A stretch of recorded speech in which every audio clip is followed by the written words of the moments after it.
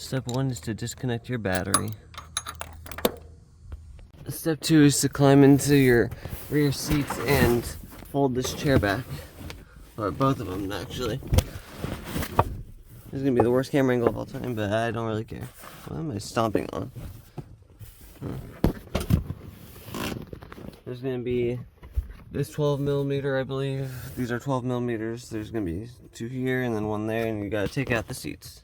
A 12mm with a small extension like this will be perfect for reaching these bolts in the corner. Just break them loose, all 4 of them.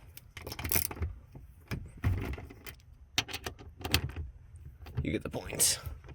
The best way to get these seats off the hooks is by holding the seat up and then pulling it out, like that actually.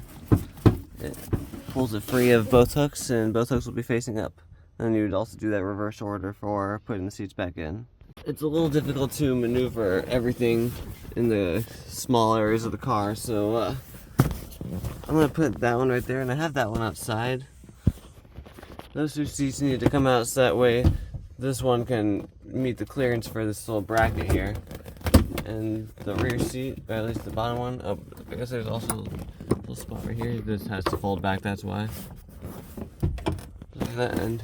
And this just comes out, and I'd recommend putting this outside the car. The process of removing the seats is also how you would get a lot of the interior trim pieces off. Like this will come off with these 2 bolts, and then you'd also have to take off the door sill right here. And yeah, this part, at least for me, shouldn't be too hard. I got this one off at the junkyard quite easily. But it's all just prying. It's on there by a small seal, a rubber seal, I believe, which you could probably just reseal it. Oh, this one's just straight coming off for me. Didn't even need the screwdriver. Oh my goodness. There it is. There's, I believe that goes to the fuel pump. This one goes, oh. This is why I was down here. Like, let me close the trunk, or at least, like, get the glare out of the way. My main reason for even being down here is because I am set to believe that my evap leak is caused by one of these parts. So I actually have a fuel tank pressure switch, which I don't think is part of the evap system, but someone claims that they replaced it and fixed theirs. And I was just going to replace this one with it, whether it's bad or not. And other than that, it's just this pipe here is what's concerning me. I know the previous owner did some work with the fuel tank, or not the tank specifically, but the fuel filter was replaced in this car, which is also why I haven't replaced it. And it just looks disgusting down here, honestly. I don't know how the heck this could happen to a car. I do definitely smell gas right now, and I don't exactly know if it's...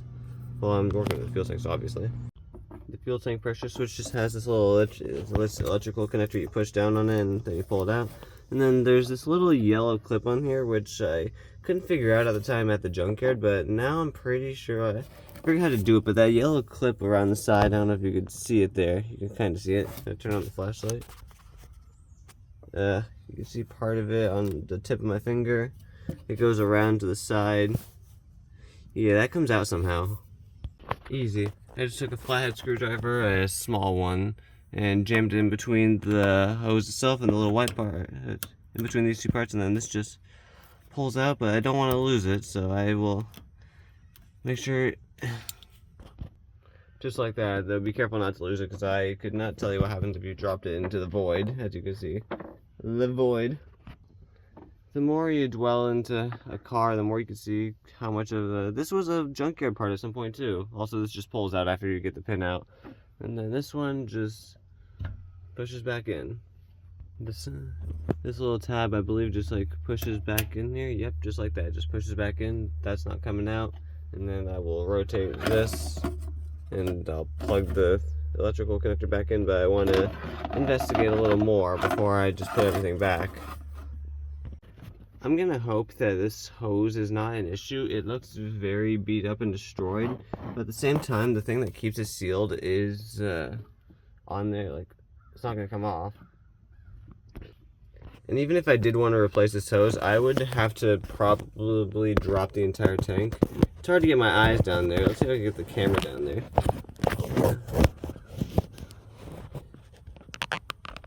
Yeah, there's just the hoses going to the charcoal canister. I hope I don't have to replace this. The other side is fine since I replaced the charcoal canister. Because at the same time, this housing looks disgusting, and I'm not about to drop the tank, replace the housing, the pump, the filter, this hose, drop the muffler, do all that just to fix a small evap leak. That's gonna suck. And on top of that, I don't even have the tools to do all that. So I would kind of be screwed with an evap leak. And on the third hand, this car didn't even have an evap leak whenever... I got an evap leak like maybe 3 or 4 months into owning the car. Other than that, it didn't exist at all. I pushed the electrical connector in until it snapped, and then I'm just like... Since the sealer around this piece here is kind of old, I'm just like pushing it into place. It's not like it's going to seal anything. Underneath there, just like access to the air to the outside, so it's not like this is sealing much, but might as well seal what I can. Now we're going to do this in reverse order. The seat's going to go back in. Before I put the seat back in, since the seat is out now, this would be a good time to collect any like garbage in there or clean it out a little bit. Or even since these are like 25-year-old cars, you should be able to find some spare change in here, as I did the first time I took these seats out. Yeah, now would be a good time to do that. These seats don't bolt down or anything, they just sit in place, and then we take one of the... Which one am I going to grab? I think this one. What I like to do is I like to take my seat here, and I like to try to like... I think I just try to... This camera angle is going to be bad since I'm obviously holding the camera. This is the most difficult part, is getting the seat back in, unless it's just a skill issue. 2 things to note before I tried what I just did. There is the hook hole for the hook piece to go into there, and then there's the bolt hole. Don't try to put the hook in the bolt hole. Alright, so what I did was one side at a time. I just since the seats can squish and move a lot, I just like forced them into the hook holes, and then just like give that a good hit.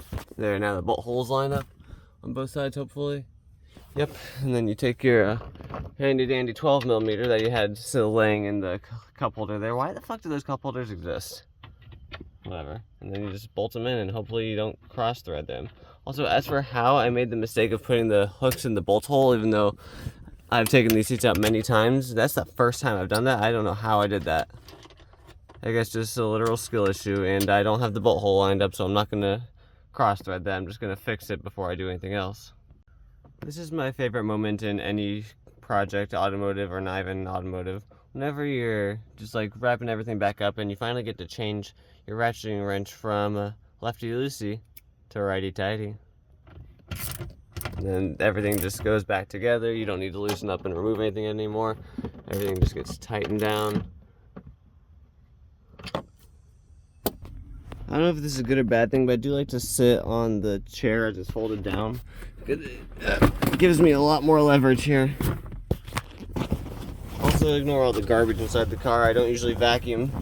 I'm not going to detail my car until I paint it, and the bodywork on the car is not great right now, so it's going to be a while till I even care about that. And then would you look at that? The bolt holes line up, kind of.